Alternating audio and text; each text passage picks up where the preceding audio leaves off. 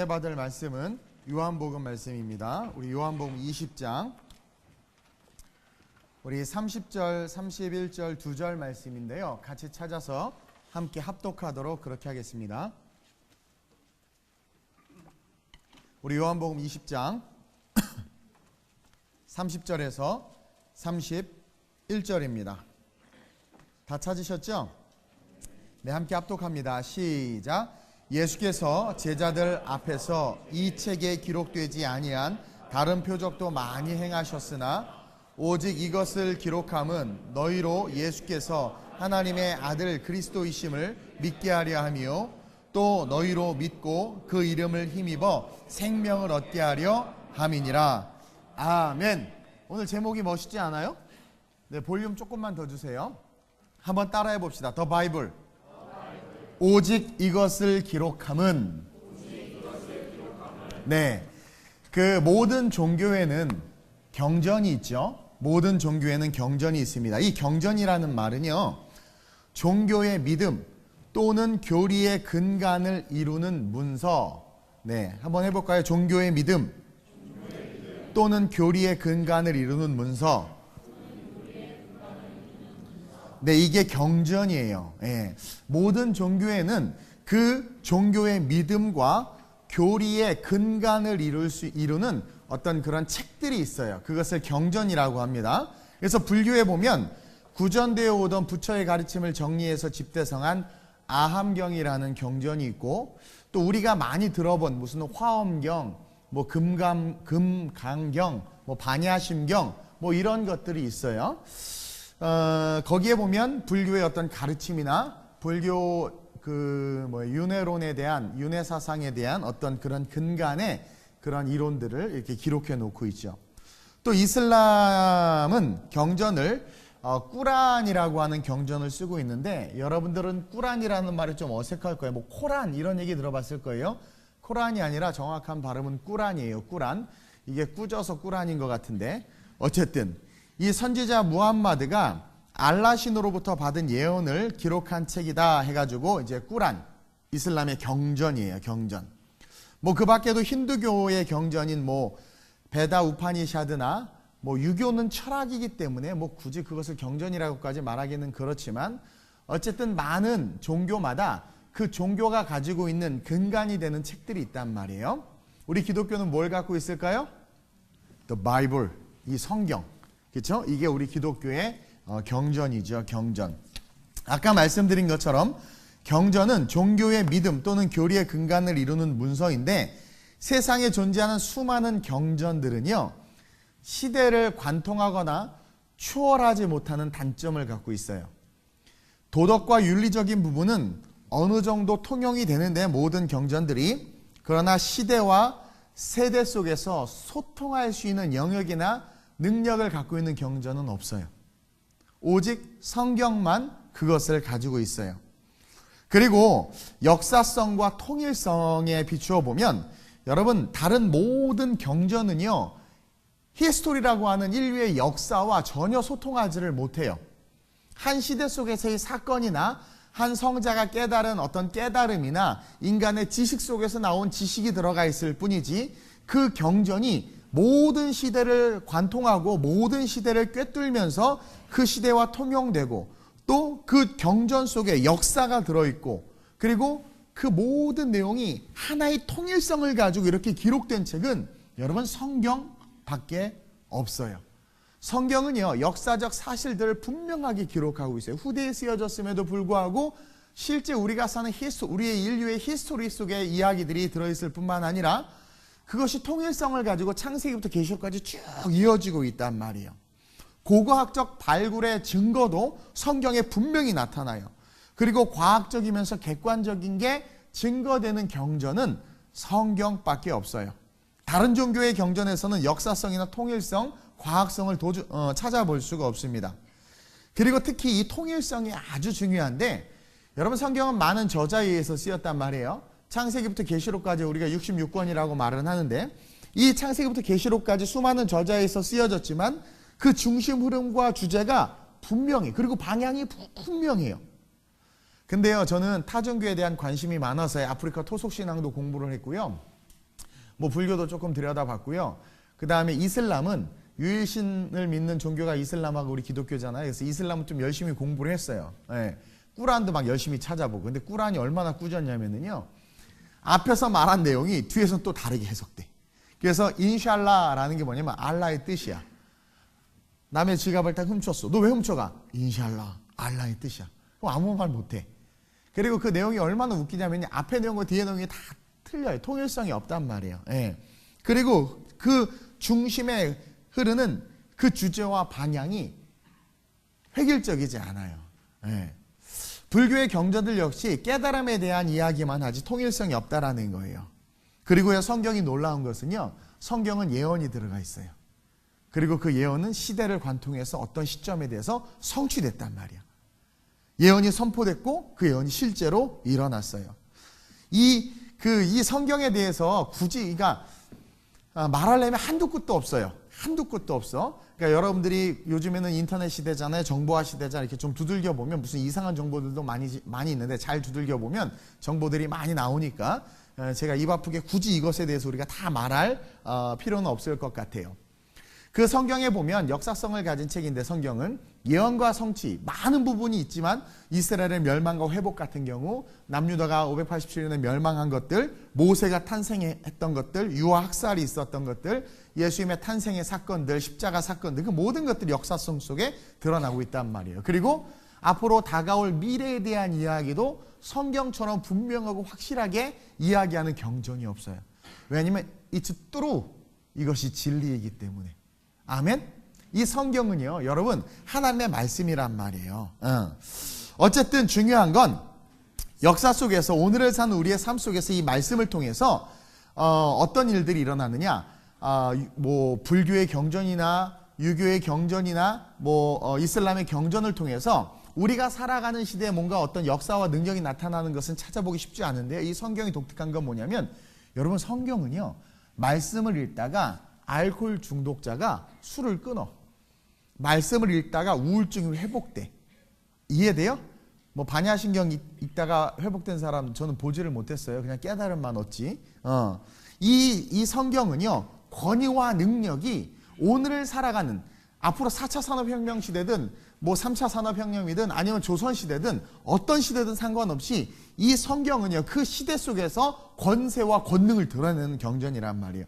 말씀을 읽는 가운데 기적과 신유와 역사와 능력이 나타나고 막 살인자가 회개하기도 하고 정말 말씀을 읽다가 병이 치유되기도 이런 역사가 정말 일어나고 도처에서 보고가 되고 있는 경전이 성경이라는 거죠. 그러니까 다른 경전들과는 감히 비교할 수 없는 수많은 그런 특징들이 성경 속에 있어. 왜냐하면 이것은 진짜 살아계신 하나님의 말씀이기 때문에. 그래서 역사 속에서요 수많은 정권과 권력들이요 이 성경을 파괴하려고 했어요. 근데 그런 시련과 역경에도 불구하고 세계에서 가장 많이 팔린 베스트셀러 1위가 뭐예요? The Bible, 성경이에요. 성경. 그렇죠? 가장 많이 보급된 책이야. 이 초기 로마의 디오클레티아누스로부터 시작해서 공산주의자들, 독재자들, 현대의 무신론자들, 불가지론자들 이런 사람들 그리고 지금도 수많은 학자들 의식이 끼어있다고 하는 많은 사람들이 성경은 가짜다. 성경은 뭐 능력이 없다. 뭐 이렇게 폄하하고 이야기하지만 그 어떤 시대 속에서도 그 누구도 그 어떤 권력도 그 어떤 정치 집단도 이 성경을 파괴하지 못했어. 엄청나게 많은 이 성경을 없애려는 사건들이 있었어요. 지금 다 이야기는 하지 못하지만 근데 이 성경은 그럴수록 더 하나님의 능력을 드러냈다라는 거죠. 정말 웃긴 게요. 뭐예요? 그 인쇄 활자를 개발한 사람이 누구예요? 누구지? 나 갑자기 생각이 안 나네. 구텐베르크 금속 활자. 감사합니다. 이 설교는 상호 소통도 할 수 있어야 돼. 네. 구텐베르크가요 금속 활자를 개발하냐고 전 재산을 탕진했어. 그래서 금속 활자를 개발을 했단 말이에요. 근데 개발을 했는데 써먹을 데가 없는 거죠. 근데 그때 마침 면죄부를 판매하는 거야. 그래서 면죄부를 찍는데 이 금속 활자가 얼마나 유용한지 엄청나게 돈을 벌었어요. 돈을 벌었는데 그 면죄부가 일어나면서 종교개혁이 일어났단 말이에요. 루터가 성경을 번역하려고 막 해서 이제 성경을 번역했단 말이에요. 그것을 인쇄해야 되잖아. 그 인쇄를 구텐베르크가 면죄부 판 돈을 가지고 다 써서 성경을 인쇄했어. 하나님 참 재미있어요. 우리 하나님의 역사를 이렇게 배워보면, 제가 성지순례 가서 그렇게 그 이야기를 강의를 했었는데 되게 재미있어요. 어쨌든 이 성경은요, 하나님의 말씀이기 때문에 마귀가 모든 방법을 동원해서 없애려고 하지만 절대로 없애지 못했을 뿐만 아니라 없애려고 할수록 놀라운 방법들로 퍼져나갔단 말이에요. 이것은 진리예요, 진리. 풀은 마르고 꽃은 시드나 주의 말씀은 영영이 서리라 함과 같이 성경은 주님 다시 오시는 그날까지 여러분 영원히 설 것이에요. 제가 그랬죠. 인류는 말씀으로 시작했어요. 태초에 하나님이 천지를 창조하시느니라. 이 창세기 1장 1절에 진화론이 허구라는 게 들어있죠. 태초에 하나님이 천지를 창조하시느니라. 모든 다신론이 뻥이라는 게 다 들어있어요. 창세기 1장 1절에. 그 말씀대로 세상이 창조되었고 역사성과 세대를 간통하는 능력들과 세대 속에서의 권세와 권위가 드러난 이 말씀은 지금까지 쭉 흘러오면서 그 말씀이 말씀하신 대로 마지막 때, 그렇죠? 주님께서 재림하실 때, 그리고 우리가 심판대 앞에 설 때까지 그 말씀은 계속해서 흥왕할 것이고 푸른 마르고 꽃은 시드나 그의 말씀은 영영이 설 거라는 거예요. 그래서 말씀으로 시작된 것처럼 세상이 말씀대로 끝날 거라는 말이에요. 그 말씀 속에서 우리는 삶을 살아가고 있단 말이에요. 이 성경을 우리 하나님께서 왜 우리에게 주셨냐라는 거예요. 오늘 이 이야기를 하고 싶은 거예요. 4차 산업혁명이 일어나고 세상이 상상하지 못하는 모습으로 바뀐다 하더라도요, 교회에 딱 들어왔다 인공지능 로봇가 Welcome to our church. Worship service is 3-4-1. 뭐 이러고 뭐 이렇게 막 해도요. 그리고 여러분들이 뭐 편의점에 가도 사람도 없고 무인으로 막 이런 세상이 다 와도요. 그러니까 상상하지 못하는 모습으로 세상이 바뀐다고 하더라도요. 여러분 절대로 성경은 사라지지 않아요. 그리고 그 성경 그 시대 속에서도 회심과 눈물과 변화와 기적과 능력의 역사를 드러낼 거라는 거죠.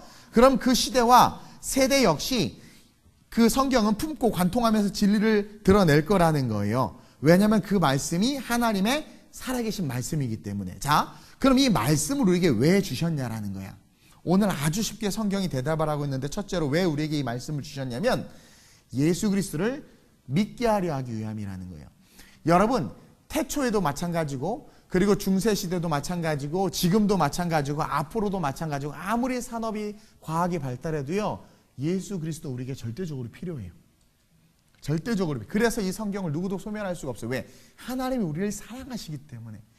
예수 그리스도를 알아야 되고 그 예수 그리스도의 지식이 땅끝까지 이르러야 되기 때문에 이 성경 말씀을 하나님께서 붙잡고 절대로 소멸시키지 않는다라는 거예요.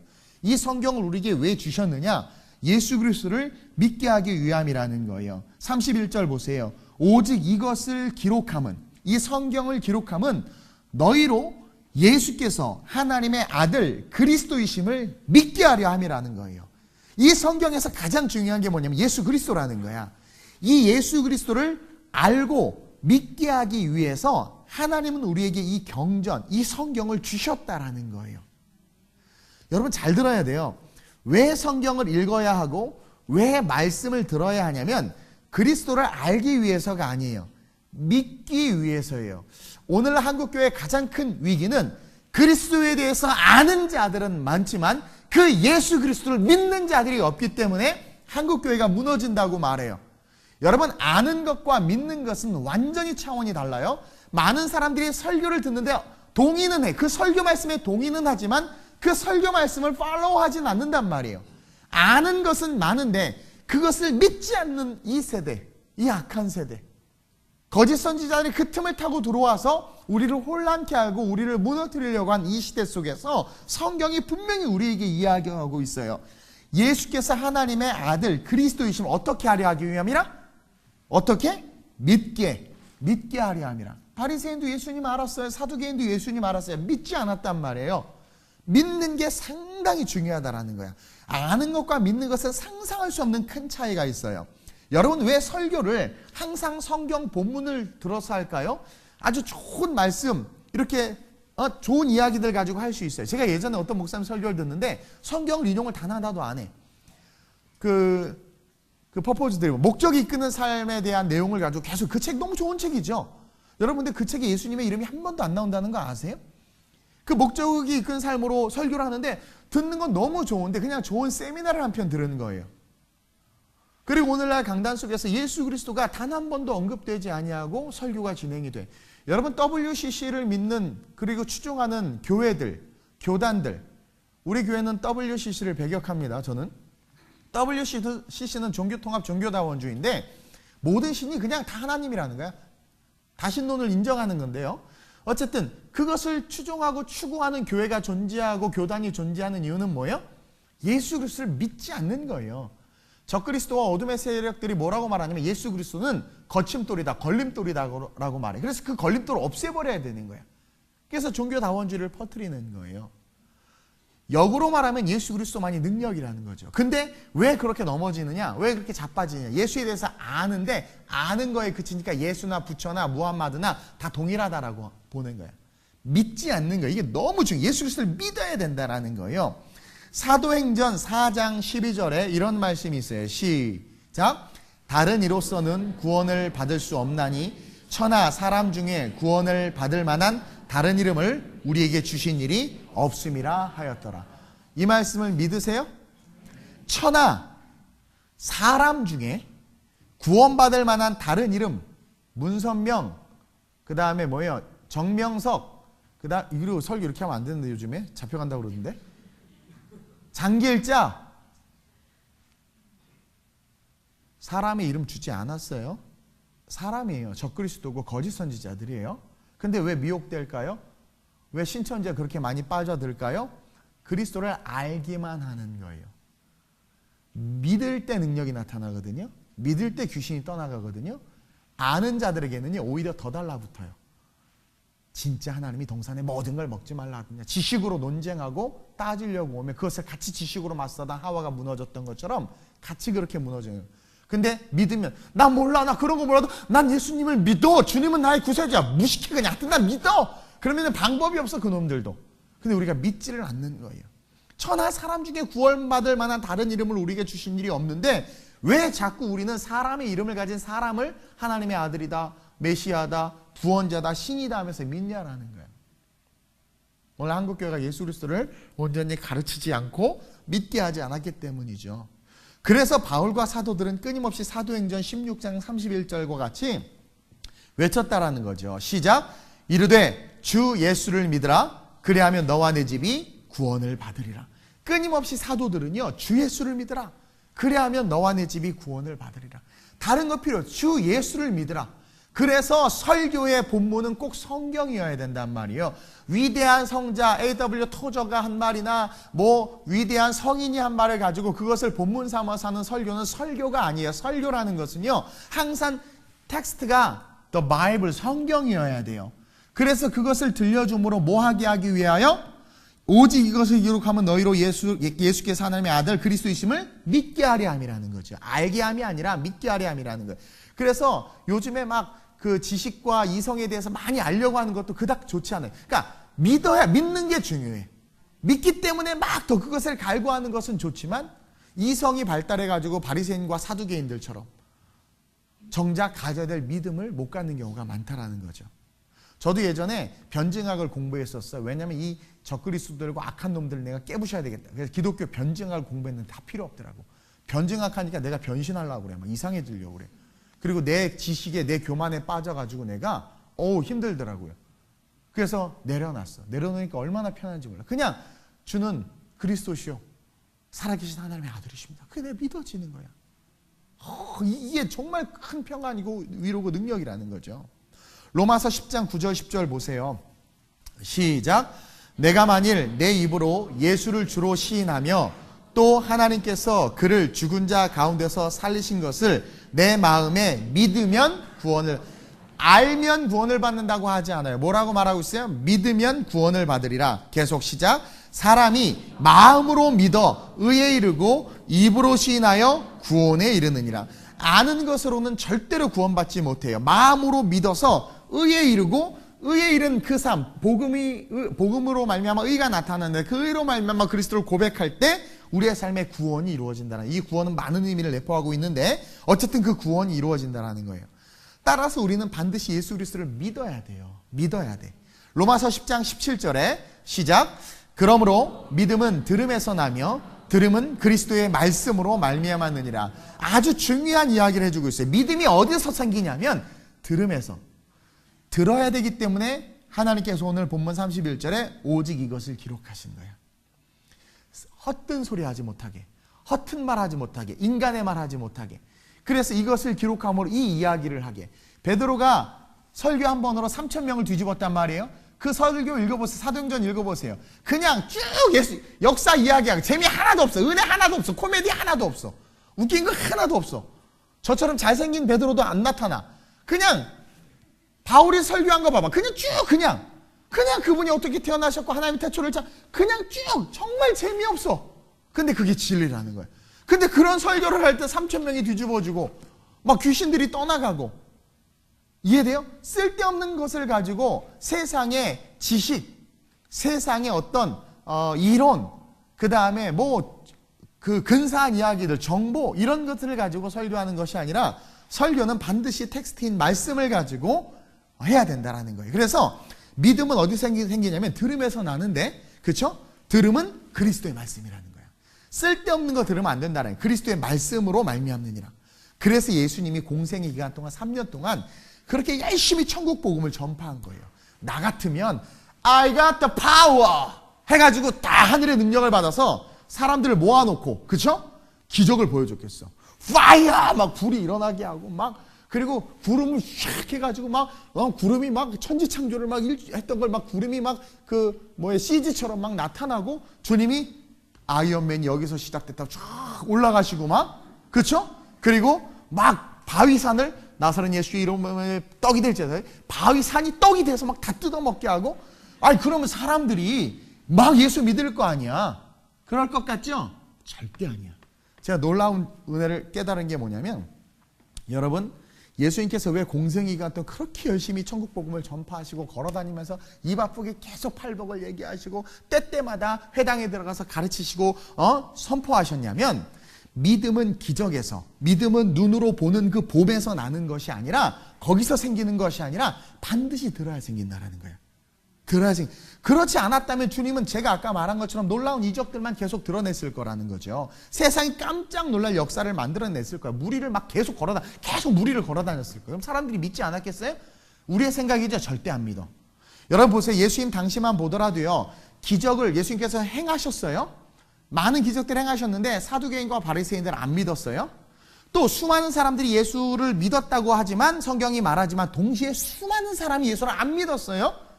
2000년 전에 예수 믿은 사람 그렇게 많지 않아요. 여러분, 기적과 능력을 오병이어의 역사를 일으켰음에도 불구하고 그들이 올 때 주님이 뭐라고 그래요? 저들이 기적을 떡을 본 까닭이라고 이야기해요. 이에 대해 예수님으로, 기적은 예수님을 예수님으로 드러내지 못해요. 사람들은 그것을 보고 현혹되고 그것이 주는 유익을 바라보지, 절대로 기적과 능력을 통해서 믿음이 생기다 천만의 말씀 만만의 공덕이에요. 예전에 하나님께서 한국교회에 은혜를 주셔가지고 신유 연사들이 많이 일어나게 했어요. 신유 연사가 막 나타났던 사람, 그런 교회치고 지금까지 존재하고 부흥하는 교회 있어요? 단 하나도 없어요. 단 하나도 없어요. 오히려 하나님의 말씀을 가지고 오직 말씀만을 묵상하고 말씀을 선포하는 교회들은요, 목사님이 못생기고 힘도 없고 맨날 설교 때 계속 졸개하고 막 그래도요, 계속 유지돼. 안 없어져. 우리 교회도 그래야 되는데. 이게요, 보세요. 요한복음 6장 26절 시작. 예수께서 대답하여 이르시되 내가 진실로 2번 얘기한 건 팩트예요. 그건 진리라는 거예요. 진실로 너에게 이르노니 시작. 너희가 나를 찾는 것은 표적을 본 까닭이 아니요 떡을 먹고 배부른 까닭이로다. 그리스도, 하나님의 기적과 능력을 드러내시는 기적, 예수를 바라보지 못하고 뭐예요? 떡 바라보는 떡. 콩고물 바라보는 콩고물. 여러분들 점 보러 가잖아요. 혹시 있으면 회개하세요. 온몸이 점으로 바뀔 수도 있어요. 점 보러 간단 말이에요. 점 보러 가면 그 점 치는 사람의 말과 이야기에 의지되지, 그 점쟁이를 섬기고 그 점쟁이가 기억나고 그 점쟁이를 사는 그러지 않아요. 이 말이 그래서 무서운 거예요. 그래서 사탄이 하와를 속일 때 이 말로 한 게 말로. 사탄의 말을 계속 들으니까 믿음은 들으면서 난다고 그랬어요. 그럼 어떤 믿음이 생겨요? 거짓 믿음이 생기는 거야. 계속해서. 그러니까 우리는 그리스도의 말씀을 들어야 된다라는 거예요. 근데 한국 교회가 그리스도의 말씀을 이야기하지 않는단 말이에요. 그러니까 이상한 경영 컨설팅, 교육 컨설팅, 그렇죠? 그 다음에 현대 사회를 잘 살아가는 법, 세상 이야기, 이런 것들을 듣고 좋은 거야. 행복한데 그리스도는 없어. 결국 문 닫게 되는 거예요. 애굽에서 10가지 재앙, 여러분 출애굽 읽어보면 10가지 재앙 대단한 재앙이에요. 그럼 내가 애굽 사람이었으면 난 오늘부터 계명도 하고 나는 국적을 바꾼다. 요번에 너무 웃긴 게 노란 머리인데 태극기를 달고 하더라고. 그래서 보니까 귀화했어. 이제는 스포츠도요, 이제는 뭐 민족 이런 거 필요 없어. 귀화하면 돼. 귀화. 나도 귀화할까봐. 그쵸? 그러니까 한국인이야. 그냥 한국인이래. 내가 애굽 사람이었으면 10가지 기적을 봤을 때 나 귀화했어. 난 오늘부터 이스라엘 백성이라 불러주십시오. 귀화했어. 귀화. 그리고 쫓아갔겠어. 여러분, 이 애굽의 10가지가 어마어마한 재앙이에요. 그러니까 하나님의 관점에서는 재앙이지만 역사적 관점에서는 기적이 일어난 거거든요. 그러면 그 능력자이신 하나님을 쫓아가야 될 거 아니야. 안 쫓아갔다니까? 그러니까 여러분, 믿음은요, 그런 기적과 능력으로 생기지 않아. 여러분, 이게 다 졸고 있어도요, 이게 듣는 게 은혜야. 그럼 이 졸아도 믿음이 생겨. 다음 주에 또 나오잖아. 그쵸? 이게 10가지 놀라운 재앙과 기적을 보여줬음에도 애굽 사람이 이스라엘 백성 안 따라 나왔어. 오히려 다른 잡족들이 따라 나왔어. 네. 여러분, 오늘 본문 이 바로 위에, 오늘 우리가 읽은 이 본문 바로 위에 29절에 아주 중요한 말씀이 써 있어요. 한번 읽어볼까요? 시작. 예수께서 이르시되 너는 나를 본고로 믿느냐? 보지 못하고 믿는 자들은 복되도다 하시니라. 아멘. 여러분, 이 믿음은 기적이나 능력이나 역사를 통해서 생기는 게 아니라는 거예요. 네가 나를 봐야 믿느냐? 여러분 막 하나님 보여주세요. 하나님 보여주세요. 네가 예수님을 봐야 믿는다면 우리의 믿음은 믿음이 아니라는 거예요. 우리의 믿음은 들음에서 나는 거야. 그 이야기를 하는 거예요. 너는 나를 본고로 믿느냐? 보지 못하고 믿는 자들은 복되도다. 이게 뭐냐면 분명히 예수님께서 부활하신 사건을 이야기했는데 이 도마는 자꾸 만져봐야 되겠다라는 거예요. 그렇죠? 그게 아니라 말씀을 그냥 믿는 거죠. 이것은 성경을 빗대어서 이야기하는 거예요. 예수님께서 이 주신 말씀을 믿을 때 진짜 그것이 믿음이고 그 믿음을 하나님께서 기뻐하신다라는 거죠. 들어야 믿음이 생긴다라는 거예요. 그래서 주님은 3년간 제자들을 비롯해서 수많은 사람들에게 계속 가르치신 거예요. 그리고 끊임없이 오늘도 그리고 앞으로도 계속해서 이 설교는 존재한다라는 거죠. 그러면서 우리에게 마태복음 28장 20절 우리가 너무나도 잘 아는 말씀이죠. 내가 너희에게 분부한 모든 것을 가르쳐 지키게 하라. 볼지어다 내가 세상 끝날까지 너희와 항상 함께 있으리라. 어떻게 하냐? 가르치라는 거야. 가르쳐. 지키게 하라는 거야. 뭐 말씀을 끊임없이 가르치라는 거야. 믿음은 들음에서 나는 거예요. 그래서 예배가 중요하고 예배에는 반드시 말씀이 있어야 되고 그 말씀은 세상의 어떤 좋은 성자들이 한 말, 어떤 이론 이런 것이 아니라 뭐여야 돼요? 오직 성경을 기반으로 한 말씀이어야 된단 말이에요. 그런 말씀을 계속 듣다 보면 우리는 어느새 나도 모르게 믿음이 생겨. 그리고요, 히브리서에 나왔듯이 그 믿음은 바라는 것들의 실상이 돼. 진짜 믿음이 생기면 우리 안에 바라는 것들이 일어나. 그것을 아주 멋진 말로 소망이라고 이야기해요. 우리의 소망을 부끄럽지 않게 하신다 그랬어요. 믿음은 바라는 것들의 실상이 돼. 보지 못하는 것들의 증거가 되는 거예요. 믿음은 들음에서 나지만 그것을 듣고 믿는 사람들의 삶에 이제 뭐가 나타나냐면 능력이 나타난다라는 거예요. 그래서 로마서 4장 20절에 이런 말씀이 있어요. 시작. 믿음이 없어 하나님의 약속을 의심하지 않고 믿음으로 견고하여져서 하나님께 영광을 돌리며, 이 영광을 돌린다라는 게 뭔 줄 아세요? 능력 있는 삶을 산다라는 거예요. 동시에 갈라디아서 3장 9절에 시작. 그러므로 믿음으로 말미암는 자는 믿음이 있는 아브라함과 함께 복을 받느니라. 진정한 복은 어디서 오느냐? 예수 그리스도를 아는 데서 오는 것이 아니라 믿는 데서 오는 거예요. 그 그리스도를 믿는 그 믿음으로 말미암아 아브라함과 함께 복을 받는다. 부자와 나사로의 비유에서 부자하고 나사로가 같이 죽었는데 부자는 음부에 있었고 나사로는 어디에 있었어요? 아브라함의 품에 낙원에 있었죠. 그 복, 천국 가는 복. 믿음은 천국의 복을 줄 뿐만 아니라 아브라함과 함께 복을 받느니라. 너 선 곳에서 일어나 종과 행을 행하여 보라. 이 땅을 다 내게 주리라 라고 말씀하시는 우리의 소망의 성취의 복을 믿을 때 주신다라는 거죠. 그 진정한 복을 받는 사람들은 어떤 사람들이냐? 믿음의 삶을 사는 사람들이라는 거죠. 그래서 로마서 1장 17절에 시작. 복음에는 하나님의 의가 나타나서 믿음으로 믿음에 이르게 하나니 기록된 바 오직 의인은 믿음으로 말미암아 살리라 함과 같으니라. 아멘. 이 말씀이 뭐냐면 복음은 뭐예요? 복음. 예수 그리스도. 다시 해석하면 복음에는 하나님의 의가 나타나서 예수 그리스도는 하나님의 의라는 거예요. 그렇죠? 믿음으로 믿음에 이르게 하나니. 그리스도는 뭐예요? 말씀이죠. 그리스도가 말씀이 육신에서 이 땅에 오셨잖아요. 말씀이란 말이에요. 그래서 그 말씀을 잘 들으면 그 말씀이 우리를 믿음에서 믿음으로 이르게 한다라는 거예요. 그러면서 기록된 바 오직 의인은 믿음으로 말미암아 살리라 함과 같으니라. 믿음의 선진들이 그렇게 살았던 것처럼 진짜 믿음이 생기면 우리는 어떤 삶을 살아요? 그 믿음의 선진들과 같은 능력 있는 삶을 살 수 있다라는 거죠. 그러한 자들은요, 삶을 살아가는 태도가, 그렇죠? 믿음 때문에 살아간다라는 거예요. 그러니 하나님께서 그러한 자들을 들어서 이 세상을 다스리고 통치하시겠죠. 따라서 우리는 열심히 말씀을 들어야 돼요.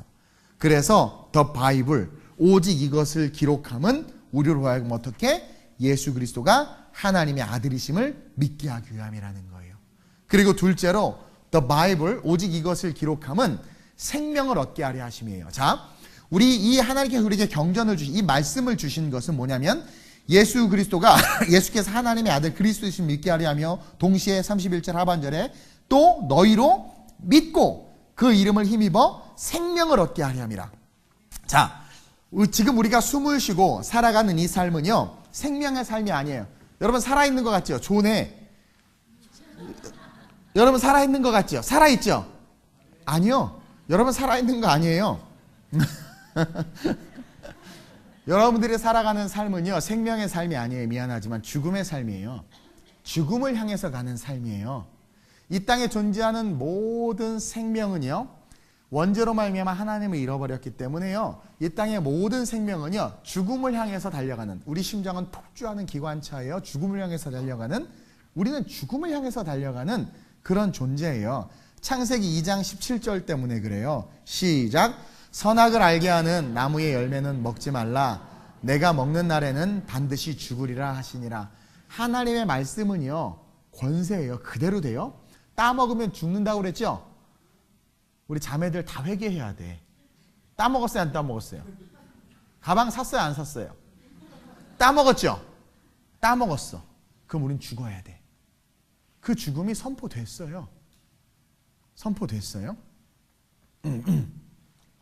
그 나무 열매를 따먹었기 때문에 우리는 살았으나, 잘 들으세요, 살았으나 죽은 존재예요. 근데 하나님이 사랑이시기 때문에 그런 우리를 두고 보실 수가 없어서 하나님이 우리를 살리시고자 피를 흘리죠. 양 한 마리를 찢어 죽여요. 가죽옷 사건이에요. 하도 많이 얘기해서 제가 스킵하는데, 가죽옷 사건을 통해서 우리에게 예수 그리스도의 그림자를 보여주셨어요. 구약은 신약의 그림자예요. 예수 그리스도를 찢어 죽이심으로 우리를 살리신 것을 구약시대의 어린 양의 비유로 우리에게 보여주셨단 말이에요. 그래서 제가 지난주에 설교했죠. 우리를 위해서 십자가에 죽으신, 그렇죠? 값을 치르신 예수 그리스도를 믿으면, 그분이 값을 치렀다고 그랬어요. 예수 그리스도를 믿으면 오늘 본문 31절과 같이 그 이름을 힘입어 시작 생명을 얻게 하려 함이라. 그 이름을 힘입어 값을 치르신 예수 그리스도를 믿으면, 이 성경을 기록한 것은 예수님을 믿게 하기 위함이라고 그랬어요. 그래서 성경 말씀을 듣고 예수님을 딱 믿으면 우리는 값이 치러진 거야. 예수 그리스도를 구주로 영접하면 그 순간 값이 치루어진 우리의 삶은 어떤 삶이 되냐면 죽음의 삶이 아니라 생명을 얻는 삶이 되는 거예요. 왜? 생명이 없었거든. 그러니까 이 생명을 다시 얻는 거예요. 얻게 하려 함이라.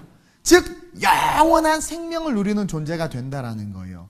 예수 없이 죽으면 영원한 삶이 있어요. 그 사람도. 그 영원한 삶은 뭐냐면 지옥에서의 삶이죠. 근데 그것은 하나님의 관점에서 의미가 없어. 여러분 감옥 가서 사는 삶이 의미 있어요? 감옥 간 사람 신경 쓰고 막 그래. 물론 가족이면 그럴 수 있겠지만 그 의미 없어. 지우고 싶은 거란 말이야. 하나님의 관점에서 지옥 간 인생, 지옥에서 영원히 형벌 받는 건 의미 없어. 관심 없어. 그거는 하나님의 영역이 아니에요. 그거는 형벌이고 지옥이기 때문에 관심이 없는 영역이에요. 근데 생명을 얻게 한다는 건 뭐예요? 이제 그것이 아니, 죽음이 아니라 가치의 존재로, 천국의 백성으로 하나님께 우리를 세워주신다라는 거죠. 네. 그래서 요한복음 8장 24절에 시작. 그러므로 내가 너희에게 말하기를 너희가 너희 죄 가운데서 죽으리라 하였노라. 너희가 만일 내가 그인 줄 믿지 아니하면 너희 죄 가운데서 죽으리라. 그러니까 우리가 예수를 안 믿으면 죽어요. 그 예수는 어떻게만 믿어요? 말씀으로만 믿을 수 있는. 그래서 이 성경을 기록했다는 거야. 들어야 되는 거예요. 들어서 생기는 믿음이 필요하다라는 거예요. 그리고 그 예수님을 믿을 때 어떻게 돼요? 생명을 얻는단 말이에요. 믿지 아니하면 오늘 요한복음 8장 24절처럼 죽는 거야. 죽으리라. 내가 너에게 말하기를 너희가 너희 죄 가운데서 죽으리라 하였노라. 이건 이미 창세 때 말한 거예요. 너희가 만일 내가 그인 줄 믿지 아니하면, 기록된 말씀으로 믿지 아니하면, 하나님의 아들 예수 그리스도가 구세주를 믿지 않으면 너희 죄 가운데서 죽으리라. 원죄와 자범죄, 이 죄 가운데서 죽는다라는 거죠. 그러니까 예수를 알지 못하면 죽을 수밖에 없어. 영원한 지옥에 떨어지는 거야. 그래서 The Bible, 오직 이것을 기록한 거예요. 요한복음 10장 10절이에요. 시작. 도둑이 오는 것은 도둑질하고 죽이고 멸망시키려는 것뿐이요 내가 온 것은 양으로 생명을 얻게 하고 더 풍성히 얻게 하려 하는 것이다. 예수께서 오신 이유, 우리를 얻기 위해서. 이 생명은요, 잘 들으세요. 내가 온 것은 양으로 생명을 얻게 하고 더 풍성히 얻게 하려 함이라 그랬어요. 생명을 줄 뿐만 아니라 더 풍성한 생명을 준다고 이야기하고 있어요. 이 생명은 단순한 천국만을 의미하지 않아요. 천국 플러스 더 풍성한 생명을 준다라는 거예요. 요한 3서 1장 2절에 사랑하는 자여 내 영혼이 잘된 같이 내가 범사에 잘되고 강건하기를 내가 간구하노라. 이게 뭐냐면 더한 생명이 뭐냐면 범사에 잘되고 강건하는 거예요. 영원한 천국만 갈 뿐이 아니라 범사에도 생명을 주시고 우리의 육체에도 생명을 주신다라는 거예요. 그래서 소경을 고치셨고 혈류병을 고치셨고 베드로의 장모를 고치셨고 모든 질병을 고치신 거예요. 육체의 생명을 더하셨고 범사의 생명을 더하셔서 들어가도 복을 받고 나와도 복을 받고 구하는 것마다 응답받는 그 생명을 더하게 하신 것뿐만 아니라 마태복음 28장과 사도행전 1장 8절을 통해서 제자를 삼으라고 그랬죠. 다른 영혼을 구원함으로 말미암아 하나님의 나라의 백성으로도 풍성케 하는 그 생명을 풍성케 하는 그 풍성함을 우리에게 주시기 위함이라는 거예요. 네. 그러니까 우리 하나님은 항상 모든 것을 통전적으로 말씀하세요. 형통의 축복과 함께 비전의 성취의 축복도 이 생명 속에 있다라는 거예요. 창세기 13장 17절입니다. 시작. 너는 일어나 그 땅을 종과 횡으로 두루 다녀보라. 내가 그것을 내게 주리라. 이것은 아브라함에게 그 당시 그 척박한 광야에서 주신 말씀이 아니라 광야와 같은 이 세상을 살아가는 우리, 그러나 예수가 하나님의 아들이심을 들어서 믿고 고백한 자들에게 주신 말씀인데, 너는 일어나 그 땅을 종과, 일어난다라는 것은 승리하는 거예요. 마귀는 우리를 주저앉히잖아요. 일어난다는 것은 극복하고 극기하는 거예요. 승리하는 거예요. 그리고 종과 행으로 두루 다니다는 것은 꿈이 있다라는 거고 비전이 있다라는 거예요. 그래서 행동하는, 행함 없는 믿음은 죽은 믿음이라고 그랬어요. 누가 행동하는 줄 아세요? 믿음이 있으니까 행동해요. 제가 하나님께서 기뻐하시는 선교를 하는 것을 아니까 그렇게 뛰어다니는 거예요. 동서사방.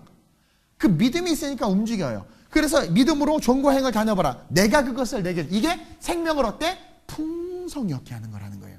내가 그것을 내게 주리라. 종과 행으로 두루 다니다 보면 얼마나 많은 피로와 힘듦들이 있겠어요. 그렇죠? 그리고 어려움이 있을 거 아니에요. 비전과 꿈이랑 뛰다 보면. 그래서 하나님께서 우리에게 주신 말씀이 마태복음 7장 7절 8절이에요. 시작. 구하라 그리하면 너에게 주실 것이요 찾으라 그리하면 찾아낼 것이요 문을 두드리라 그리하면 너에게 열릴 것이니 구하는 이마다 받을 것이요 찾는 이는 찾아낼 것이요 두드리는 이에게는 열릴 것이니라. 종과 행으로 뛰다 보면 기도 제목이 생겨요. 종과 행으로 뛰다 보면 벽에 부딪힌단 말이에요. 세상과 맞서야 되기 때문에 하나님께서 막 기적과 능력을 부어주는 게 아니라 믿음으로 살게 하기 때문에, 그러다 보니까 어떻게 돼? 기도한단 말이에요. 그래서 구하라 주신다라는 거예요. 찾으라는 거예요. 종과 행으로 다니라, 찾게 될 거란, 두드리라 열어주신다라는 거예요. 여러분, 이게 생명을 얻되 풍성히 얻게 하는 거란 말이에요. 그것이 그 이름을 힘입어 오늘 31절 하반절 또 너희로 믿고 믿은 자들이죠. 그 이름을 힘입어 생명을 얻게 하려함이라. 이 생명이 이 모든 것들을 말하는 거예요. 그 이름 예수 그리스도, 그분의 이름으로 우리가 기도함으로 간구와 소원과 비전이 성취되고 우리의 생명이 넘쳐나게 된다는 거예요. 그것을 위해서 The Bible, 오직 이 말씀을, 이것을 기록했다라는 거죠. 그리고 마지막으로 The Bible, 오직 이것을 기록함은요, 우리를 보내시기 위함이라는 거예요. 우리는 오늘 본문 읽진 않았지만 본문 앞에 21절 23절 한번 읽어보도록 하겠습니다. 21절로 23절 시작. 예수께서 또 이르시되 너희에게 평강이 있을지어다. 아버지께서 나를 보내신 것 같이 나도 너희를 자, 보세요. 예수께서 이르시되 너희에게 평강이 있을지어다. 자, 하나님이 우리에게 요구하시는 모든 것들은 잘 들으세요. 평안이다. 그래서 순교자들이요, 찬송하면서 기쁨으로 순교할 수 있었고, 사자굴에 들어갔던 다니엘도요, 걱정하지 않고 들어갈 수 있었던 게 뭐냐면 하나님께 주신 마음은 평강이거든요. 근데 여러분들이 뭔가 선교 가지 않는데 막 두렵고 떨려. 미안하지만 그리스도를 알지 믿는 게 아니야. 아빠를 아는 애는요, 의심해 이렇게. 아빠를 믿는 애는요, 힘들고 그러면 그냥 달려들어가. 여러분, 예수께서 너에게 평강이 있을지어다. 주님께서 우리에게 요구하시고 이끄시는 모든 삶은 사실은 평안의 삶이에요. 예수가 실제가 되면 다 평안해. 내가 주는 멍에는 쉽고 가볍대. 예, 주님이 끌고 가면 너무 쉽고 가벼워. 그러면서 뭐라고 말하냐면 아버지께서 나를 보내신 것 같이 나도 너희를 보내겠대. 사실 되게 무서운 이야기야. 주님 우리를 보내시겠대. 그죠? 저기 중동으로 막 평양으로 들어가라. 네가 가라 평양 막. 근데 그게 뭐냐면 평안이라는 거예요. 여기에선 또 놀라운 게 지키심이라는 하나님의 축복이 있어요. 그건 나중에 얘기하고. 내가 아버지께서 나를 보내신 것 같이 너희를 보냄이라. 그러면서 22절 시작. 이 말씀을 하시고 그들을 향하사 숨을 내쉬며 이르시되 성령을 받으라. 23절 시작. 너희가 누구의 죄든지 사하면 사하질 것이요 누구의 죄든지 그대로 두면 그대로 있으리라 하시니라. 아멘. 자, 주님은요, 우리를 이 세상 속에 작은 예수로 이 땅에 보내시길 원하셔서 The Bible, 이 성경, 오직 이것을 기록하셨다라는 거예요. 아버지께서 나를 보낸 것 같이 우리 역시 주님께서 보내시는데 누구와 같이? 하나님이 예수님을 보낸 것처럼 예수님이 우리를 작은 예수로 보내는 거야. 근데 우린 약하잖아. 보내봐 다 무너지지. 가라고 그러면 다 돈 없다고 그러지. 그리고 시련과 역경이 와도 어떡하지 하고 염려하지. 그래서 우리는 약해. 신이 아니야. 예수님이 신이시니까 그래도 감당할 수 있었어. 근데 우린 신이 아니야. 죄 짓고 도망가고 무너져. 그래서 22절에 숨을 내쉬면서 성령을 받으라 그런 거야. 이제 우리는 한 인간으로서의 존재가 아니야. 내주하시는 성령으로 말미암아 진짜 작은 예수가 될 수 있는 거예요. 내주하시는 성령으로 말미암아 우리에게 어떤 능력이 있어요? 신유의 능력, 병 고치는 능력, 귀신을 내어주는 능력, 어둠의 권세를 맞설 수 있는 능력이 여기에 있는, 이 말씀의 근거에서 있는 거예요. 즉 강해지는 거예요. 강해지는 거예요. 이는 세상과 죄를 이길 수 있는 힘을 주시는 거예요. 예수님께서 완전한 인간으로 오셨지만 아니라 완전한 인간으로 오셨지만 어떻게 하셨어요? 죄가 없으셨단 말이야. 우리는 근데 계속 죄, 자는 것도 죄야. 예배 때 죄를 져. 그래서 그 죄를 이기게 하기 위해서 우리에게 뭘 주세요? 성령을 주시는 거야. 성령. 그래서 쌀이 빙빙빙 울려. 알아. 우리는 이러면 안 돼. 내가 왜 이러는지 몰라. 자꾸 그때 알려줘. 성령 삐삐삐 그거 아니다라는 경보음이 울리면 알아야 되는데 그 성령을 주신. 그러니까 죄를 이기고 세상 유혹이 얼마나 그 유혹을 이기. 근데 죄와 유혹을 이기지 못하고 자꾸 자빠지는 놈들은 뭐예요? 미안하지만 잘 들으세요. 믿음은 들으면서 나는데 듣지 못한 거야. 그리고 미안해 여러분 제 설교가 이거 완전 나는 거의 뭐 신앙의 바닥이구나 막 이렇게 느껴질 수 있는데 그렇게 은혜 느끼는 분이 은혜야. 이렇게 설교라도 나는 왜 나 다 아는 얘기를 왜 저렇게 하시나? 그분은 밥을 많이 먹여야 돼요. 점심 많이 주세요. 이게요. 우리는 죄를 이길 수 없고 세상에 넘어질 수밖에 없기 때문에 주님이 내가 아버지께 나를 보낸 것이 내가 너희를 보내겠다는 거야. 그게 마태복음 28장 결론이에요. 우리를 하나님께서 우리에게 주신 결론이란 말이에요. 주님 오실 때까지. 근데 우리는 죄와 세상을 이길 수가 없어서 성령을 숨을 내쉬면서 성령을 받아라 그랬어요. 그러면 세상을 이기고 죄를 이길 수 있을 뿐만 아니라 예수님처럼 이 땅에서 살 수 있어. 예수님처럼 이 땅에서 산다는 건 뭐냐면 삶의 프라이머리티, 우선순위가 하나님이 되는 거야. 예수님 삶의 우선순위가 하나님이었잖아. 수많은 사람들이 예수님 경배하러 올 때 가자. 가까운 마을로 가자. 내가 이를 위해서 왔으니 사명을 잃어버리지 않아. 이게 진짜 오늘 한국교회 이거 회개해야 돼. 사명을 잃어버리고 한국교회가 회개. 그리고 어떻게 돼요?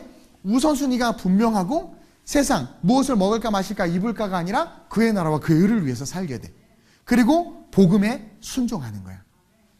더 놀라운 건 능력이 나타나. 어머나 세상에 능력이 나타나. 그런 삶으로 그런 자들로 23절과 같이 중보해주고 기도해주고 용서해주고 사랑해주면서 The Bible 오직 이것을 기록한 목적을 알려주라고 우리에게 이야기하고 있는 거예요. 23절에 누구의 죄든지 사하면 사하질 것이요 누구의 죄든지 그대로면 그대로 있으리라. 너희는 그만큼 기도의 능력이 있을 뿐만 아니라 중보자요 내가 한 것처럼 너희 이 땅에서 살 수 있다는 거죠. 이것을 알게 하기 위해서 이 성경을 기록했고 동시에 모여 복음을 전파하라는 거죠. 여러분 어떤 삶이 가장 행복할 것 같아요? 어떤 삶이? 저도요 자꾸 저를 되게 불쌍하게 보는데 저 불쌍하지 않아요. 저는 풍부에도 처해보고 비천에도 처해봤어요. 라면이 없어가지고요 동생하고 둘이 저희 아버님 어머님이 도망가셔가지고 부도나이고 도망가셨어요. 그래서 저랑 제 동생을 버려둬서 한 달 동안 라면 하나에 국수 면발 있죠. 우리 옆에 놀부슈퍼 아저씨가 저를 불쌍히 맨날 국수만 갖다 줬는데 그래서 소금 넣어가지고 한 달 동안 이렇게 끓여 먹고도 살아봤고요. 뭐 연봉 1억 정도 받으면서도 일도 해봤고요. 풍부에도 처해보고 비천에도 처해봤는데요. 여러분 절대로 만족 없어요. 뭐 어떻게 사는 게 행복할 것 같아요? 우리 서현 형제라고 청소년 지도사가 되면 인생 행복할 줄 알고 자기 꿈을 이뤘다고 얼마나 내 방에 와서 방방 뛰면서 신나 있는데 한 3개월 지나니까 죽겠다고 들어오더라고.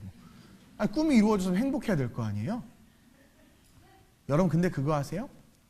주님을 위해서 하는 일은요 항상 기뻐요. 아이고 목사님 무슨 말도 안 되는 소리. 주님 위해서 하는 일이 항상 기쁘다고요? 기뻐요. 잘 생각해봐요. 아니 잘 생각해봐. 여러분 하나님께서 우리에게 요구하시고 우리 안에 믿음이 있기 때문에 살아가는 그 삶이요 가장 행복한 삶이에요. 진짜예요. 여러분 여러분 오늘 밤새도록 한번 묵상해 보세요. 그리고 천국까지 메아리 칠 수 있는 삶을 산다는 거. 그 스티븐 코비가 성공한 사람의 7가지 습관에서 제가 이 얘기를 자주 하는 이유가 뭐냐면 제가 젊을 때 되게 감명을 있게 읽은 책이어서 그래요. 자기의 장례식을 생각하라 그랬어요. 마지막 7번째 습관이 마지막 습관이 그 장례식에 누가 올 것인가. 나는 천국을 생각했어. 내가 죽었을 때 이름은 다솜인 것 같은데 넌 누구냐? 이름은 상인인 것 같은데 넌 누구냐? 그러면 그땐 돌릴래야 내가 지난주에 설교 나 돌아갈래! 못 돌아가. 그냥 지옥으로 가야 되는 거예요. 주님, 내가 주님의 이름으로 바이올린도 켜고 내가 주님을 건반도 치고요. 2건반도 치고요. 내가 주님의 이름 목디스크인데도 선교도 가고요. 난 도무지 내가 누군지 알지 못하겠다. 그러니까 얘야 또 내 방에 올라오지 마세요. 열받았다고. 여러분 잘 들으세요. 모르는 거야. 근데 천국에 딱 갔더니 너는 복 받을 자라는 거예요. 넌 내가 목마를 때 물을 줬고 내가 배고플 때 빵을 줬고 내가 감옥에 있을 때 옥바라지 했다는 거예요. 언제요? 왜 그런 줄 아세요? 성령대로 살았기 때문에 모르는 거야. 간사하게 복 받으려고 사는 자들은 내가 했잖아요 말해요. 근데 성령의 인도함을 따라 살아가는 자들은요 자기의 공로를 드러내지 않아요. 성령을 따라서 행하면 절대로 그럴 수가 없어요. 그리고 그냥 기뻐서 해. 근데 나는 잊어. 기억도 안 나. 근데 그게 천국에 메아리 치고 있는 거야. 여러분 이게 진짜 크리스찬이에요. 이게 진짜 크리스찬이야. 오늘 말씀처럼 오직 이것을 기록하면 너희로 예수께서 하나님의 아들 그리스도이심을 진짜 믿게 되고 믿으니까 오늘 27절처럼 성령을 받아라. 성령이 들어오는 거예요. 그리고 그것을 믿고 살아가니까 그 이름을 힘입어 생명을 어때? 풍성 얻기 시작하는 거예요. 그러면서 21절처럼 아버지께서 나를 보내신 것 같이 나도 너희를 보내노라 하니까 하나님께서 기뻐하는 일을 기쁨으로 감당하는 거예요. 그거에 대한 공로와 뭐 이런 것들 따지지 않아. 내가 이 땅에서 가난하고 병들고 힘들게 살아도 그것이 원망이 되지 않아. 오히려 내가 연약해서 내가 내 인간적인 방법과 겉모술수를 써서 넘어진 것 때문에 통회하고 아프지 정말 순수하게 주님께서 원하신 대로 살았을 때 한번 생각해봐요. 다 그때 있잖아. 그러면 그땐 진짜 행복했고 없어도 기뻤고 그리고 뭔가 자꾸 잘 돼. 시를 쓰려고 하지 않은데도 시가 써지고 곡을 만들려고 하지 않는데도 곡이 만들어지고 그냥 차량 봉사하는 게 기쁘고 식당 봉사하는 게 행복했단 말이에요. 그 기쁨은 어디로 갔냔 말이에요. 어디로 사라져 갔냔 말이에요. 하나님의 말씀이 선포되어지지 않기 시작하면서, 성경의 이야기들이 교회 안에 흘러가지 않기 시작하면서, 인간의 인본주의적이고 철학적인 이야기들이, 제가 제 멘토 목사님이 할렐루야 김성 목사님 밑에 수제자였던 분이신데, 그분이 철학과를 가고 저보러 철학과를 가라는 거예요. 그 당시 때만 해도 목사를 하려면 철학과를 나와야 된다는 거예요. 내가 안 가기를 얼마나 잘했는지. 이 철학을 하면 죄송해요, 철학 전공하신 분들, 목회자에 대한 얘기예요. 거기 갇히셔가지고 헤어나오지를 못하시더라고. 인간의 이야기들로, 온갖 이성으로, 신학으로. 아니요. 성경은 신학을 이야기하지 않아요. 물론 필요해요. 신학은 필요하지만 그것이 우선순위가 아니고 절대가 아니라, 요즘에 얼마나 이상한 신학, 여성 신학 막 나오고 퀴어 신학 나오잖아요. 이 마귀 신학이죠, 퀴어 신학이. 어디 성경에 퀴어 신학을 이야기해요. 그것처럼 뭐냐면 말씀을 듣는 게 아니라 세상의 잡다한 지식을 들으니까 어떻게 돼요? 우리가 엉뚱한 방향으로 쓰는 거예요. 마귀 쫓아가는, 마귀가 우리를 그렇게 유혹하는 거예요. 하와에게 정말 동산의 모든 실과는 먹지 말라 하더냐? 아니요, 동산의 모든 실과는 먹으라고 했는데 그러니까 자꾸 헷갈리게 하는, 말씀을 자꾸 꼬는 거예요. 무너지는 거예요. 무너지는 거예요. 우리는 분명히 기억해야 돼요. The Bible, 오직 이것을 기록한 목적. 오직 이것을 기록한 목적. 뭐라고 그랬어요? 첫째로, 너희로 예수께서 하나님의 아들 그리스도심을 아는 게 아니라고 그랬어요. 아는 것과 믿는 것, 사는 것과 땅 차이요. 알면 동의하지만 믿으면 순종해요. 믿어야 된단 말이에요. 믿어야 된단 말이에요. 그리고 뭐예요? 기록하신 이유가 그 이름을 힘입어 생명을 얻게 하려 함이라. 생명을 얻고 있냐라는 거야. 오늘 성경 말씀을 너무 많이 인용하고 막 강의처럼 하니까 여러분들이 좀 힘들어하는 것 같은데, 생명을 얻어. 그냥 말씀을 믿고 말씀대로 살아가면 생명을 얻을 수밖에 없어. 우리 교회 필리핀 얼마나 많은 생명이 자라나, 유럽에 얼마나 많은 생명. 이번에 7주년을 그냥 되게 약식으로 아무것도 안 해. 이번에 이탈리아에서 원래 매년 막 기념품도 만들고 막 했는데 여력도 없고 지쳐서 7주년을 그냥 조용하게 아무것도 없이 보내자 했더니 하나님이 일을 하셨어. CTS에서 와서 촬영하겠대. 그래서 우리 교회 방송에 내보내겠대요. 아무것도 준비하는, 기념품도 안 만들었는데 큰일 났어. 우리 이렇게 재밌으셔. 그러니까 순수할 때 하나님께서 역사하시는 거예요. 그래서 내가 생각을 해봤어. 또 원래 이제 이탈리아에 계신 목사님들 모시고 강사하려고 했는데 강사비 드릴 돈이 없어가지고요. 내가 설교해야지. 왜 내가 설교하면 강사비 안 받잖아요. 근데 또 불가리아에서부터 19명을 데리고 선교사님이 오신대. 나 오란 말도 안 했어. 오신대. 자비량으로 다. 숙소도 자기네들이 다 잡았어. 그래서 내가 설교해 주십시오. 이거 얼마나 좋아. 할렐루야. 특송팀도 없었어. 맨날 우리 애들 성가대인데. 선교사 자녀들, 누크라고 선교사 자녀들이 밴드를 만드는 걔네들이 와. 걔는 특송. 야, 합력하여 선우리신 우리 하나님. 이거 얼마나 은혜냐라는 거예요. 그래서 내가 우리 이탈리아 교회를 보도자를 좀 달라고 그래서 지금 머릿속으로 생각하고 비행해서 쓰려고 하는데, 하나님께서 유럽의 생명을 얻게 하기 위해서 저는 한인 목회할 계획이 전혀 없었어요. 제가 이탈리아의 한인 지성전을 세우면서 엄청난 시련과 핍박을 당했었어요. 목회가 비즈니스인 줄 아는 분들 때문에. 근데 굴하지 않고 걸어갔더니 하나님께서 저를 높여주셨어요. 목회는 비즈니스가 아니에요, 여러분. 근데 제가 깨달은 건 뭐냐면, 아마 전무 유일한, 말이 이상하게 나와, 한인교회일 거예요. 저는 항상 현지교회, 거기 아프리카 노동자들과 현지 집시들, 이런 사람들을 위한 교회를 세우려고 했는데 하나님께서 한인 목회를 하라는 거예요. 알고 봤더니 유럽 선교를 위한 도구를 주시기 위함인 거예요. 그러니까 하나님 항상 풍성하셔. 풍성하셔. 발음이 아니라 풍성하셔. 우리가 죽전에 있을 때, 일로 올 때 죽전에서 월 나가는 비용이 한 1,400만 원, 1,400만 원 정도 나갔어요. 근데 여기 와서 우리가 1,600만 원밖에 안 나가. 한 200만 원 차이밖에 안 나. 그러니까 근데 하나님께서 이렇게 좋게 더 풍요롭게 하셨어. 국경음악학교 세우는데 어떤 분이 목사님 저한테 전화, 이 목사님, 저 어느 교회 목사님인데 필리핀에 이렇게 선교센터 하는데 저한테 물어보는 게, 왜냐면 우리 필리핀에 왕성하게 하니까. 근데 돈도 많고 되게 많은데 이게 쉽지 않은 거야. 근데 우리 교회는 너무 쉬워. 진짜 거짓말하면 필리핀 선교센터 단돈 30만 원 가지고 세웠다니까요. 안 믿어. 얘기하면 안 믿어. 하나님이 그리고 너무 쉬워. 그냥 하면 돼. 왠 줄 아세요? 풍성함 때문에 그래요. 여러분, 하나님은요, 말씀을 믿을 때 기적이 나타나게 하시는 분이에요.